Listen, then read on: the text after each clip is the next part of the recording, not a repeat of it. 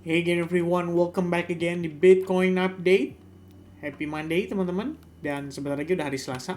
Tapi ini masih nuansa liburan ya. Jadi ya semoga teman-teman masih bisa meluangkan waktu untuk tetap nonton video update ya seputar Bitcoin guys. Anyway guys, kita langsung aja ya menjelaskan tentang kondisi terbaru dari Bitcoin. Ini sebenarnya pergerakan market luar biasa banget ya volatility-nya. Dan semuanya benar-benar disebabkan oleh statement entah itu dari Iran, entah itu dari Trump menjelaskan tentang kondisi perang ya yang sedang berlangsung. Tapi hari ini ada kejutan yang luar biasa datangnya dari Trump. Trump bilang katanya udah ngobrol sama Iran ya karena dia bilang talk tuh maksudnya pakai ed itu artinya kan past ya, past teman-teman. Sudah terjadi gitu. Katanya sudah ngobrol. Tapi dari pihak Iran, nih Tehran itu adalah ibu kotanya Iran ya, teman-teman. Benar nggak ya? Harusnya iya sih. Mendinai ya. Mendinai itu artinya bisa dibilang enggak benar tuh ya, itu berita hoax ya, itu berita bohong gitu kan.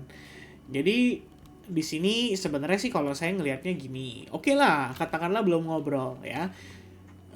Cuman udah ada itikat baik ya karena Trump udah ngasih bukan pengumuman lagi ya. Kemarin lucu sih ini sebenarnya kalau kita ngomongin timelinenya menurut saya unik ya.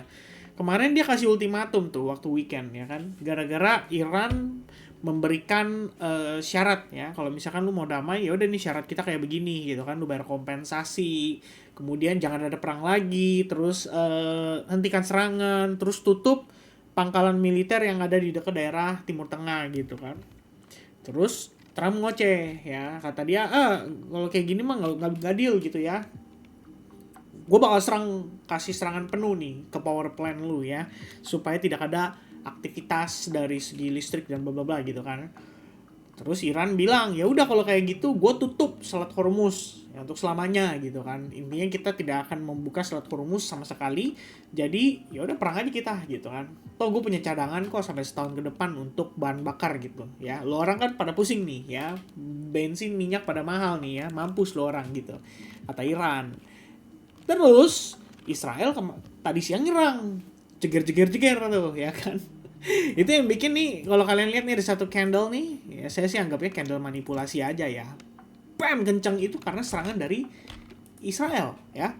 Israel nyerang ke Iran ya, ditembakin rudal, misil dan bla bla bla gitu kan. Itu kejadiannya kayaknya tadi jam berapa ya? Saya lupa lagi tuh biasa teman-teman. Tapi kita bisa berpatokan dari sini sih. Ini kejadian jam 1 siang ya. Jam 1 siang. Wah, panjang nih kalau dicari ya. Tapi coba kita mampir ke Discord kali ya teman-teman ya. Bentar ya. Siapin dulu. Nah, ini dia nih. Ya, Discord apps. Nah, ini teman-teman ya. Jadi ini dia nih ya, siang tadi tuh. Sorry. terbalik guys ya, terbalik. Sebenarnya yang saya tahu Israel nyerang Iran, terus Iran kasih serangan balasan, which is menurut saya fair aja gitu ya. Dan Iran nyerangnya itu langsung ke Tel Aviv tuh, artinya kayak ibu kotanya si Israel gitu. Dan katanya dari defense sistemnya bisa mengintercept ya, atau mencoba untuk menghalangi sebagian rudal yang ditembakkan gitu. Akhirnya ya udah gitu kan, kita pikir wah ini masih panas nih gitu. Tiba-tiba jam 6 sore Trump bilang, "Oke, kita postpone ya. Jadi kita tunda dulu serangan kepada Iran ya, pada power plant-nya." Itu dari US. Padahal Israel udah nyerang gitu kan. Israel udah nyerang duluan, teman-teman. Karena beritanya ini nih ya. Setahu saya udah ada lah dari pagi lah gitu. Itu udah ada aktivitasnya gitu. Nah, jadi kalau kita lihat by progress actually ya, kalau kita lihat sekarang banget kondisinya itu udah ada sedikit kondisi yang lebih adem lah ya. Kenapa bisa begitu? Tuh kalian bisa lihat ya, ini WTI ya, Brent. WTI itu crude oils dari US punya oil, dan Brent itu dari UK ya. Udah pada turun gitu kan harganya. Kalau kita lihat sih memang tadi turun sih. Saya udah sempat ngecek juga, dan damnya lumayan ya, teman-teman. I mean dari $101 per barel turunnya sampai 87 gitu. Ini kalau saya lihat ya, apa yang membuat Trump akhirnya memberikan statement itu adalah kondisi ini gitu kan. Jadi sebenarnya gara-gara dia yang bikin panas di akhir pekan kemarin, open market, harga naik tembus $100 per barel lagi, habis itu dia intervensi supaya inflasinya nggak terlalu tinggi. Saya pikir kayak gitu guys ya. Jadi ini kalau kita perhatikan lagi ya, apa yang diupayakan oleh Trump, intinya adalah dia mencoba untuk mendamaikan lewat jalur diplomasi gitu kan. Coba negosiasi ulang, coba ngobrol lagi, dan rencana pertemuannya paling cepat katanya akhir minggu ini gitu ya. Nih, padahal Israel says conducting strikes in Tehran against regime target. Ya, karena emang udah dari siang, setahu saya udah ada gitu. Iran tuh cuma ngasih serangan balasan gitu. Ya, dan pada akhirnya melalui statement ini ya kita berharap apa teman-teman sekalian tuh ya. Trump suggest kalau Hormuz akan segera dibuka. Ya, walaupun kondisinya belum jelas, tapi Hormuz ada kemungkinan bisa dikontrol oleh dia gitu kan. Ya saya nggak tahu sih apakah benar atau dead end atau deadlock lagi ya dari nanti hasil pertemuannya gitu. Cuman yang pasti di sini kalau kita lihat sudah membuka diri untuk kembali menjalankan yang namanya aktivitas negosiasi ya.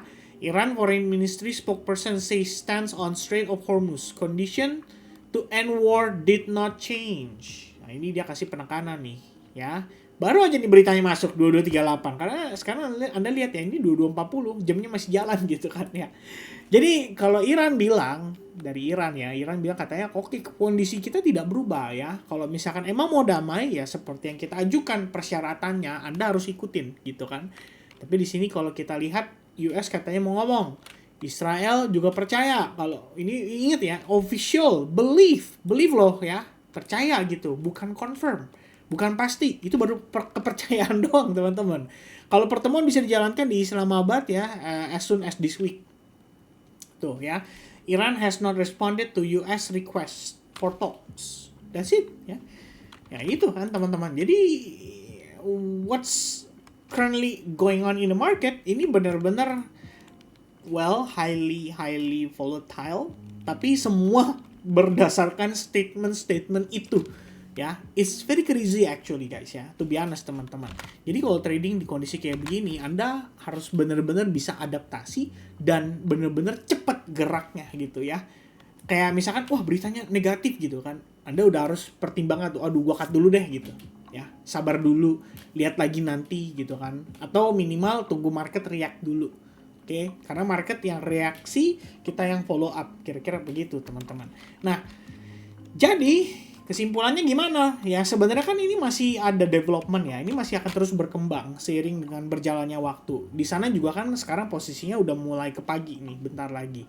Jadi kalau saya pikir dengan kondisi sekarang begini teman-teman sekalian.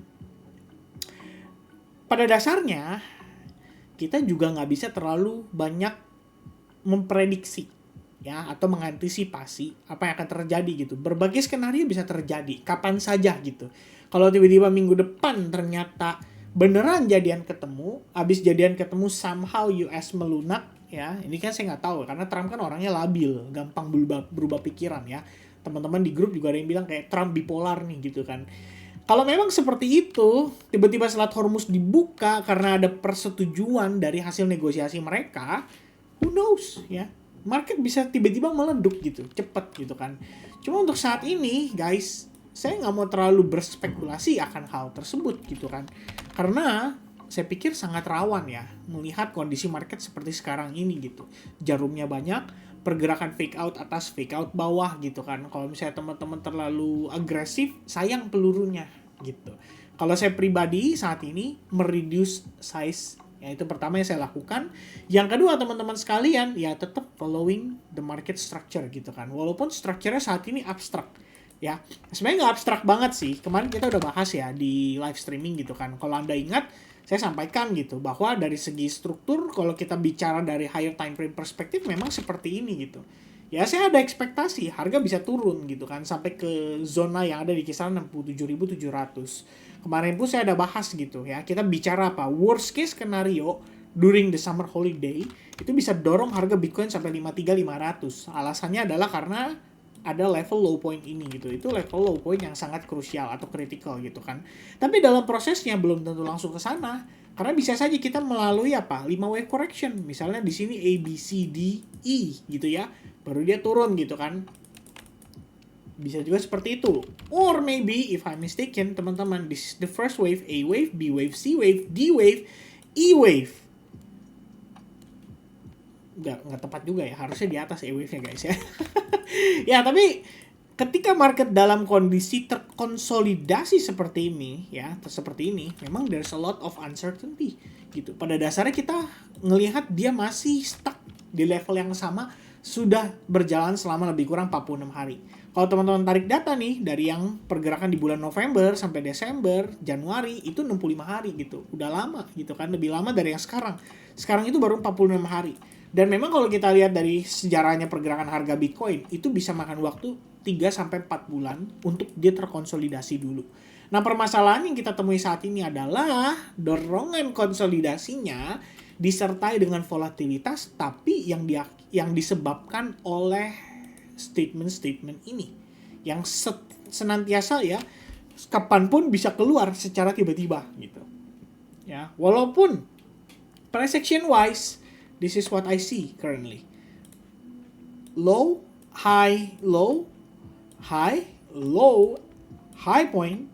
Kalau memang ini reversal, ya potentially jadi higher low gitu kan, potential jadi higher low. Ngejarnya kemana? Yang paling dekat itu adalah level 74.000. Ya kenapa tuh bisa kejar ke situ, Vin? Nah, saya jelasin ya teman-teman secara mendetail supaya lebih enak lihatnya. Kita pakai Maxi aja kali ya, teman-teman. Ya, boleh nih ya, punya chart kosong bersih supaya enak kita analisanya ya. Jadi, kalau kita lihat ya, in the very very short term, the first target will be around 74.000. Oke, 74.000 itu asal muasalnya dari mana? Sebenarnya dari sini. Oke, ini kalau kita extend tuh bisa kayak gini guys, ya. Ini kalau saya extend ya, atau saya pakai ini aja deh. Tuh, langsung kelihatan ya, 74.028 dolar. Oke. Di atasnya itu sebenarnya kan masih ada level krusial juga, yaitu yang ini ya, teman-teman. Jadi memang ini adalah line of resistance kalau kita lihat. Ya, dua zona ini kalau teman-teman mau konekin ya lebih kurang begini dah tuh areanya ya, 74.000 lebih kurangnya. Right? 74.000 sampai 75.000 ya. You name it gitu. Numbernya berapa terserah teman-teman. Tapi yang pasti on prosesnya sendiri kita melihat terbentuk sebuah channel. Ya, ini kalau mau dikonekin low ketemu low, high ketemu high. Oke. So the first stop will be around 74.000 gitu kan. Dan nanti di review lagi, lihat lagi di 74.000 reaksinya gimana, market akankah melihat atau terjadi yang namanya rejection gitu. Nanti follow up-nya tergantung dari kondisi tersebut. Nah, untuk internalnya sekarang begini. Internalnya kalau kita lihat, ini kan adalah area order block. Ya, yang terbentuk dari low point pada tanggal 9 Maret 2026. Tepatnya pada saat harga bounce dari sini ke sini. So, ini low point-nya, ini high point-nya. Order block ya di sini. Kebetulan reaksinya dari sana pas dengan beritanya yang tadi ngedorong harga naik cukup impulsif. Kalau dari time frame 4 jam sebetulnya kita ngelihat ini kan belum sepenuhnya sukses gitu ya, break dari level 71.000. Alasannya level ini merupakan level yang cukup berpengaruh pada pergerakan harga Bitcoin dalam beberapa hari terakhir. Itu ya. Kedua, teman-teman, kalau misalnya argumentasinya adalah dilihat dari perspektif yang lain, misalnya contoh, Anda menggunakan trendline yang kita sudah bahas juga di previous video update. Jadi kalau teman-teman mampir ke sini, ya, ini video saya yang terakhir ya teman-teman ya, kita mampir ke sana, habis itu Anda search tuh ya, di bagian transkrip dari video, habis itu kalian tinggal cek di sini, ketik aja falling wedge gitu ya. Up, nggak ketemu ya. Channel, hop, ada nggak? Since to video time. Nah ini dia nih, ini ada nih falling wedge ya. Transkripnya tulisannya falling wage ya teman-teman. Ini loh ya. So we did expect ya adanya possibility untuk dia nanjak dulu. Ya, sebenarnya kalau misalnya development-nya ke falling wedge itu kan cenderung channel turun tapi pergerakannya semakin terbatas gitu. Ya, which means apa, teman-teman? Ekspektasinya adalah kita bisa melihat si harga itu pada akhirnya bisa breakthrough gitu ya. Kalau kemarin pertimbangannya adalah gini. Senin open dia naik dulu, kemudian rejected untuk turun. Ternyata selama pergerakan tadi pagi itu semakin ke squeeze dia. Ya, semakin ke squeeze. right? So, pada saat saya memperhatikan ya kondisi tersebut, apa yang saya lakukan teman-teman? Sebenarnya di update ada saya sampaikan gitu ya. Ini juga bagian dari adjustment kita lah ibaratnya. Begitu kita lihat ya. Pengkondisian Bitcoin di higher time frame masih sama gitu ya. Kita bergerak di dalam range berikut, kemudian masih consider part of the bear flag dan bla bla bla gitu. Cuman di internalnya nih, ini jam 12:18 siang tadi, tanggal 23 hari Senin. View di Bitcoin untuk lower time frame tetap bisa expect retest ke upper channel. Ada antara trendline atau order block yang bisa jadi area yang divisit kembali. Ya, kita lihat. Oke, ketika dia nge-squeeze ini, dia break, saya expect dia bisa testing ke trendline or even higher gitu kan. Ternyata teman-teman, bam ya, datang berita. Dari berita lah yang akhirnya ngedorong harga untuk langsung bergerak secara impulsif hingga menembus si channel tersebut. Oke, kalau kita lihat dari segi structure, ya udah breakout gitu kan. Udah breakout, sudah reversal gitu. Nah, maka kalau misalnya sudah terjadi reversal tadi, maksudnya gimana, Vin? Oke, pertama teman-teman, zona yang ini kita bisa mapping seperti ini ya, bahwa harga telah sukses menciptakan lower low yang artinya struktur terakhir itu high point-nya sudah berubah. Yang high point-nya ada di sini, teman-teman. Nah, ini sudah mengalami market structure shift. Lalu, kita gunakan zona yang di bawah ini karena kebetulan demand-nya dari sana dan diiringi dengan yang namanya imbalance, right? So we can see that we have imbalance di sini, price breakthrough ya, tembus secara impulsif. Maka kalau misalkan dia pullback, seandainya ya niatan intensi daripada US itu benar-benar dijalankan gitu untuk dia bernegosiasi, ya saya expect lah ini bisa testing ke level 74.000. Sebab apa? Sebab memang level 74.000 itu masih menjadi level yang saya expect bisa divisit gitu kan. Dari beberapa hari terakhir kita memang sudah ada marking di zona tersebut. Ya, pertimbangan saya sendiri ya either way sih, antara kita didorong ke 74 kemudian dia baru visit ke 67.000, atau ternyata kita visit dulu ke 67.000 baru kita didorong naik ke atas. Dorongnya kemana teman-teman? Fresh supply kita untuk saat ini yang belum dikunjungi oleh Bitcoin itu ada pada zona ini ya. Ini udah mappingnya dari beberapa hari yang lalu. Jadi memang dia posisinya ya masih aktif gitu sebagai area tersebut. Ya makanya saya pasang nih magnet nih teman-teman, kalau lihat ya. Ini ada magnet kecil gitu kan. Karena itu memang ekspektasi bisa ke sana gitu. Apakah pasti akan menjadi lower high? Ya kita assess day by day gitu kan. Jadi saya itu nggak pernah prediksi, saya nggak spekulasi, saya react atas apa yang terjadi. That's it. Oke, so what do we have currently teman-teman sekalian? Secara probabilitas mana nih yang lebih dominan gitu kan? Pertama teman-teman, kalau Anda menggunakan yang namanya anchored VWAP, kita bisa tarik VWAP dari starting point-nya itu di tanggal 1 Januari 2020. 1 Maret teman-teman. Karena kita ambil monthly VWAP ya. Kita mau tahu pergerakan bulanan ini pivotnya tuh ada di mana gitu. Nah, pivotnya secara level atau area ya, kebetulan itu ada pada kisaran zona $70.000. So, kalau Bitcoin bisa flip level $70.000, apalagi setelah dia turun kayak gini, ini kan artinya kita bisa bilang apa? Kondisi ini dianggap sebagai fake out gitu ya, bertujuan untuk narik liquidity, nge-sweep liquidity. Itu bisa ditambahkan ke pertimbangan kita sementara ini, teman-teman. Yang kedua adalah berdasarkan exponential moving average 100. Kalau EMA 100 time frame 1 jam ditembus, itu bukan sometimes lagi ya, tapi memang biasanya mengindikasikan bahwa tren itu telah berakhir dan telah mengalami reversal. Oke, perlu di-note tuh teman-teman. Teman-teman bisa lihat tuh ya, begitu dia flip di sini, wait a second ya, ini flip kan teman-teman, ditembus impulsif lagi. Anda bisa lihat nextnya retest gitu, 2 kali retest, 2 kali rejection ya, memberikan efek bahwa tren itu masih terus berlanjut. Kalau kalian perhatiin yang sebelumnya juga sama di sini. Retest EMA 100 mantul, retest EMA 100 mantul, retest EMA 100 mantul, retest EMA 100 mantul lagi. So every time dia push ke harga tersebut dan dia tidak mampu menembus, itu artinya tren secara keseluruhan masih cukup kuat. Untuk saat ini teman-teman sekalian ada problem, yaitu kalau kita lihat EMA 100-nya itu masih di kisaran area-area tengah ini gitu ya. Sekarang kan lagi pullback nih, impulsif. Saya nggak tahu tuh triggernya apa teman-teman. Coba kita lihat ya. Senior Iranian official US has requested a meeting with Iran Parliament ya. Speaker Kalibaf on Saturday. Tehran has yet to respond. Oke. Jadi belum direspon dari Iran langsung ya. Yang ngomong itu adalah Iranian negotiator Galibaf ya. No negotiations have been held with the US and fake news is used to manipulate the financial and oil markets and escape the quagmire in which the US and Israel are trapped, exposed. Alright ya. So we do have ya the confirmation teman-teman bahwa itu bisa saja hanya fake news atau kita nggak ngomong fake news, tapi memang Trump di sini mencoba untuk memanipulasi.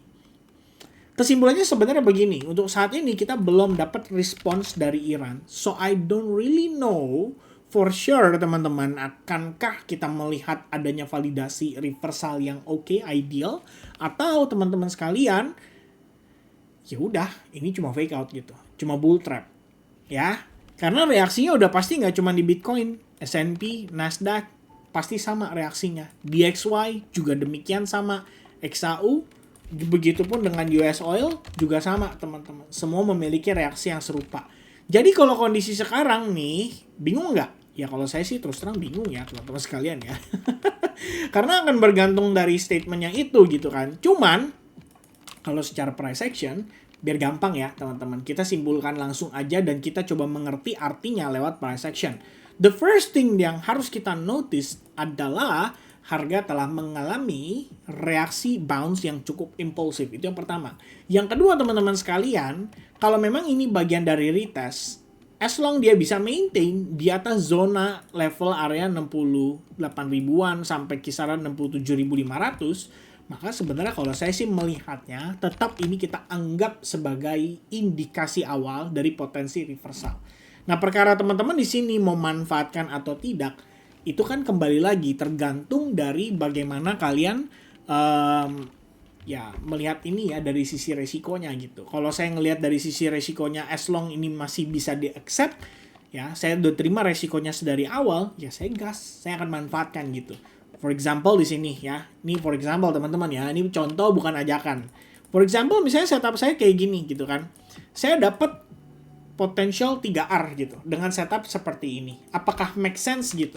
So kita review dari gambaran besarnya. Oke, pertama ya yang saya lihat secara struktur memang dia higher high dan higher low. Higher high lagi di sini dan di sini kalau memang dia potentially higher low, katakanlah terkonfirmasi, katakanlah benar bahwa US di sini memang dia belum berjumpa, belum ngobrol dengan Iran, tapi mereka punya itikat baik. Ya, mereka punya intention yang baik bahwa emang gue pengen ketemu dan nego ulang. Misalnya kayak gitu. Ya, supaya Strait of Hormuz beneran bisa dibuka. Dan jika demikian itu yang terjadi, saya pikir intention baik itu cukup ya untuk menjadi langkah awal dari potensi terjadinya negosiasi. Oke, kalau nanti terjadi negosiasi, artinya yang paling krusial itu kan adalah serangannya sudah dihentikan, disuspend. Itu dulu yang paling krusial. So, serangan disuspend artinya tidak ada ledakan dalam waktu dekat. Kecuali Irannya nyerang terus, ngebombardir terus. Oke, mungkin itu respons saya bisa berbeda gitu. But for now, dengan US berhenti nyerang, itu udah bisa dianggap sebagai good intention. That's the first thing yang kita boleh notice, teman-teman. Lalu di internalnya, katakanlah terjadi confirmation, lalu kita manfaatkan, kita utilize dengan kondisi seperti ini gitu ya. Anggaplah tepat gitu, teman-teman. Ya udah, memang dari segi risk to reward oke. Saya juga accept dari segi risknya. Misalkan saya cuma willingly, cuma rugi apa? Misalkan, let's say mentok-mentok $100 deh gitu. Ya, maksimum risk yang saya pertaruhkan di situ ada $100. That's it. Kalau profit saya dapat 300, kalau rugi saya rugi $100. Bisa terima nggak? Nggak bisa, Vin. $100 gede gitu. Ya udah, reduce lagi sampai kamu siap terima, gitu kan? For example, misalnya, risk to reward segini, saya punya kapasitas capitalnya segini gitu. Mungkin 1%-nya dari saya setara dengan anggaplah misalnya $50 or even less gitu kan, $25 gitu. Fine, it's okay gitu. Ya, yang penting teman-teman sekalian harus clear bahwa even di kondisi market kayak gini, risk manajemennya harus tetap jalan. Ya, sekiranya seperti itu. Jadi, kalau misalnya teman-teman merasa bahwa gila uncertainty banget ya, bayangin Trump ngomong kayak gitu, direspon sama Irannya seperti ini, dan Anda bingung gitu, gimana taking actionnya? Simple guys, no action. Ya, nggak perlu transaksi kalau kayak gitu. Stay away dulu dari market sampai ada kejelasan. begitu misalkan diumumkan secara resmi bahwa Iran memutuskan untuk bernegosiasi kembali dengan US, walaupun berat, tapi ya begitu ada keputusan official seperti itu, ya itu artinya kita bisa mengatakan bahwa well, it's happening gitu ya. Ini sedang terjadi. Dan jika demikian, baru ada terkonfirmasi reversal yang lebih ideal dan teman-teman baru memanfaatkan, itu lebih bijak sebetulnya. Ya, but for now teman-teman, just to be clear, kalau kita lihat, ini saya bukan tergantung, kamu bukan tanya saya percayanya yang mana teman-teman. Tapi yang saya lihat adalah based on structure. So what I utilize adalah informasi dari structure di time frame kecil ini dulu untuk saat ini. Jadi saya percaya reaksi yang baik ini itu kita bisa consider sebagai indikasi awal. Dan memang pertimbangan saya adalah, kalau saya sampaikan tadi di sini terakhir ya, 1 jam setelah New York Open, weekend di dump karena berita, hari ini pump karena berita, memang kondisi Trump nggak bisa ditebak. Jadi asumsi saya, cuannya dari oil blablabla itu nggak perlu dibahas teman-teman. Anyway, on Bitcoin, expect price to have a pullback first. So dari awal per harga tadi 71 ribuan something, memang saya expect ada potensi pullback dulu. So kita lihat dulu nanti pullbacknya gimana. Kalau dengan berita baru, kemudian pullbacknya ternyata impulsif, kenceng, terus juga kita ngelihat level-level di bawah itu dibablas begitu aja, ya udah skip teman-teman. Artinya no trade for me gitu ya. But for now, I still expect pullback ini sedang berlangsung. So kita lihat dulu nanti seperti apa ya.